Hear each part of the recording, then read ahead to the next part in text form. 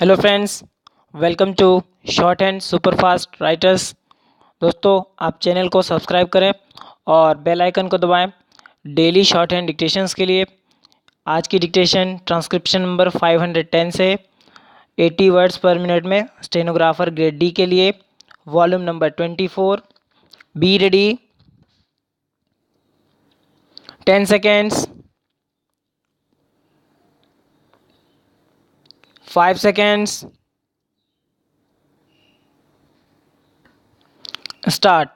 Mr. Deputy Chairman, sir, this discussion has come at an appropriate time when people in this country are very much concerned about the future of the press, its structure, and its freedom, and therefore I welcome this opportunity to say a few words.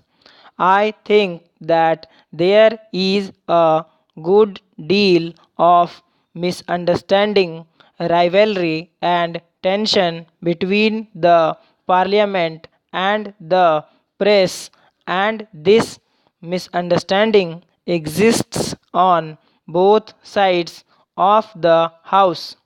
The usual attitude among the politicians is that if a newspaper supports their party, then it is independent, and if it criticizes their party, then it is the mouthpiece of the monopolists. Well, sir, it is not as simple as that. We all know that many parties, when they have been in power, for instance, the DMK, the CPM, all these parties have harassed newspapers when they have been in power. Sir, this is not a situation that is new to India.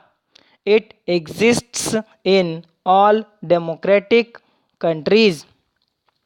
To some extent, it is inevitable, and we have to learn to live with it.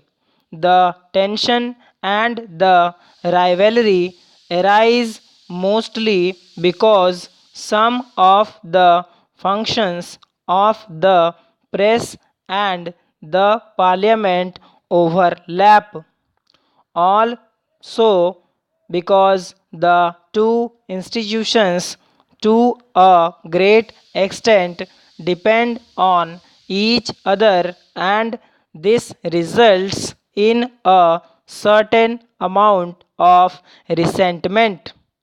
There is also the fact that the press has a function to be a critic of the government, a watchdog of the government, as well as of the political parties, and this is often misunderstood as hostility. But in our situation today, where we are still building a democracy, where democratic institutions have to be built up and sustained, and where our freedom has to be maintained, I think it is essential to create rather more cooperation and understanding between the press and the parliament. I believe, sir, that one of the important functions of the press council could be and should be to act as a link between the parliament and the government on the one hand, and the press and the public on the other. I feel that some of the misunderstandings that have developed since independence between the press and the government are due to certain historical reasons. Before independence, the national newspapers existed for the national movement. There was no conflict between the two. The proprietors, the editors, and the leaders of our national movement were united. The single aim of removing the British government, but after independence, the situation became rather different.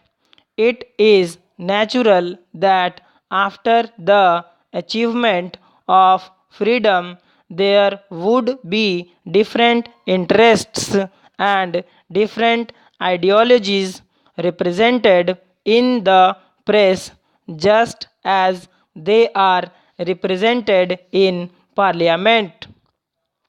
Therefore, to expect the press in India to support the party in power on all issues would be unfair and unrealistic.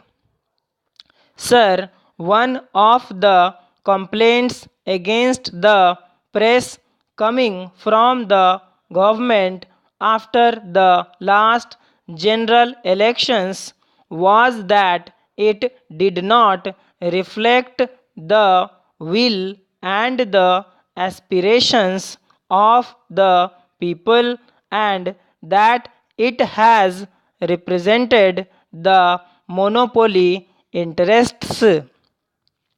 Even these allegations, sir, have been disproved to a great extent by those who have analyzed in detail the coverage of the last elections by the press. The fact is that a kind of distrust of the press has grown in the ruling party and in government circles, and their feeling is that our major newspapers do not support the basic policies of the government and that they are over critical. Sir, I would like to say that this, if the charge against the press is that they are dependent to a great extent on big business and that they are out of touch with the vast masses of the people, there is some truth in it. But can't it be said about many of our political parties? Can't we say that the Congress party has links with big business? Who can deny that many of our parties often lack a touch with the masses? So, sir, the press on the whole reflects what happens around it, and its situation is very similar to that of most of our political parties and of our political system.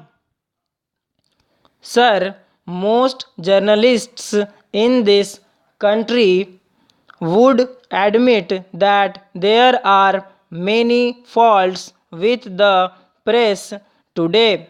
One of the major faults which the members of the press have themselves repeatedly pointed out is that they are not in touch with the large rural areas in the country, and they tend to cater largely to urban middle classes. But the situation can ultimately be remedied only when we have higher literacy and education and development of rural areas. Again, it must be considered that the freedom of the press today is inhibited by the fact that it is run by large business houses and commercial and other interests. So thanks for watching. Do like, subscribe and share.